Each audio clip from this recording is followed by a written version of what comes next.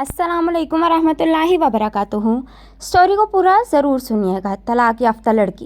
वो एक कब्र के किनारे बैठा अपने आप ही मुस्कुरा रहा था। मरियम के साथ गुजरे हसीन लम्हे उसके दिमाग में फ़िल्म की तरह चल रहे थे। वो सारे ख्वाब एक एक करके जीना चाहते थे, वो जिनकी हकीकत होने का सिलसिला शुरू हो चुका था। अचानक तेज़ हॉर्न की आवाज़ उसके साथ उसकी मुस्कुराहट उदासी में बदल गई और सारे ख्वाब टूट गए। उस अंधोनाक हादसे ने उसकी प्यारी बीवी मरियम को छीन लिया था।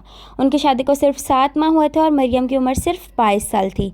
आज मरियम के स्वयं के रोज़ वो काफ़ी देर से उसकी कब्र पर बैठा उसकी यादों को दिल में पेवस्त कर रहा था। तुम अभी सिर्फ 25 साल के हो, सारी ज़िंदगी पड़ी है तुम्हारे आगे। कब तक मरियम की याद में अकेले रहोगे और तुम्हारे इस अकेलेपन से मरियम खुश होगी क्या? मेरी बात मानो, शादी के लिए हाँ कर दो। उसकी माँ उसकी दूसरी शादी करवाना चाहती थी। मैं अभी ज़हनी तौर पर तैयार नहीं हूँ, उसने कहा। आप हीरा की शादी की फ़िक्र करें, उसके बाद मैं भी मान जाऊँगा। हीरा उसकी छोटी बहन का नाम था। बेटी की बात सुनते ही माँ ने हीरा के रिश्ते देखने शुरू कर दिए। जल्द ही एक बहुत अच्छे ख़ानदान में अच्छी तरह छानबीन के बाद शादी कर दी गई। अब माँ ने उससे दोबारा शादी की बात छेड़ी। वो मान तो गया, पर उसने एक शर्त रख दी कि किसी तलाक याफ्ता लड़की से शादी करेगा ताकि किसी की बेरंग ज़िंदगी में रंग भर सके। और शर्त सुनते ही उसकी माँ का रंग गैर हो गया और गुस्से से लाल पीली हो गई। मैं किसी आवारा बदकिरदार लड़की को हरगिज़ अपनी बहू ना बनाऊंगी। भला शरीफ लड़की को तलाक होती है क्या? तलाक तो तेज़ तरार और आवारा लड़कियों को होती है। मैं हरगिज़ किसी तलाक याफ्ता को घर नहीं लाऊंगी। अब तो माँ बेटे में इसी बात पर अनबन रहने लगी। वो अपनी माँ को समझाता कि हमेशा बुराई लड़की में नहीं होती, लड़के भी ख़राब हो सकते हैं। इसी अनबन में 18 महीने का अरसा गुजर गया। एक दिन उसकी बहन के सास ससुर और उसकी बहन घर आए। हीरा बिल्कुल ठीक लग रही थी। अरे अच्छा हुआ आप लोग आ गए। मैं काफ़ी दिन से हीरा से मिलने का सोच रही थी, लेकिन आना ही नहीं हो पाया, हीरा की माँ ने कहा।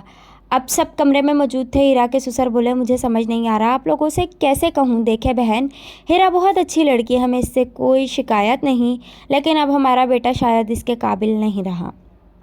शादी के कुछ महीनों बाद से मेरा बेटा न जाने किन लोगों के साथ बैठने लगा। वो नशे का आदी बन चुका है, शराब नोशी भी करता है और पहले तो सिर्फ लड़ाई झगड़ा करता था, अब हीरा पर हाथ भी उठाने लगा है।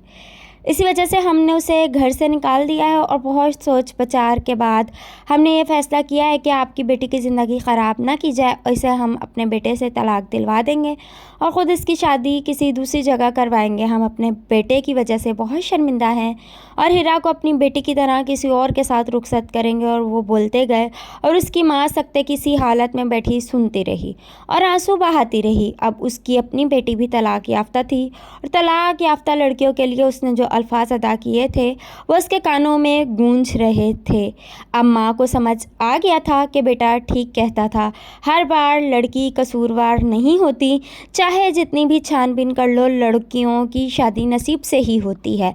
तलाक याफ्ता होना कोई बुराई नहीं, ये तो किस्मत के खेल है। मैंने बुरे से बुरे अमाल वाली लड़की का घर बसते देखा है और अच्छी से अच्छी लड़की का नहीं बन पाता। तरबियत से परखे सिर्फ इस वजह से कोई राय कायम कर लेना कि तलाक याफ्ता है, बहुत बड़ी ज़्यादती है। कभी किसी तलाक याफ्ता से नफ़रत ना कीजिए। खुदारा इन पर फ़िक्र ना कसा कीजिए, इन्हें ताने ना दिया करें। मकाफ़ाते अमल है दुनिया, क्या पता अल्लाह ना करे ऐसा वक्त हमारी बहन बेटी पर आन पड़े। मुअज़्ज़िज़ ख़वातीन व हज़रात, मुआशरे का तवाज़ुन बरकरार रखने के लिए हमें अपनी सोच कुशादा रखने की ज़रूरत है।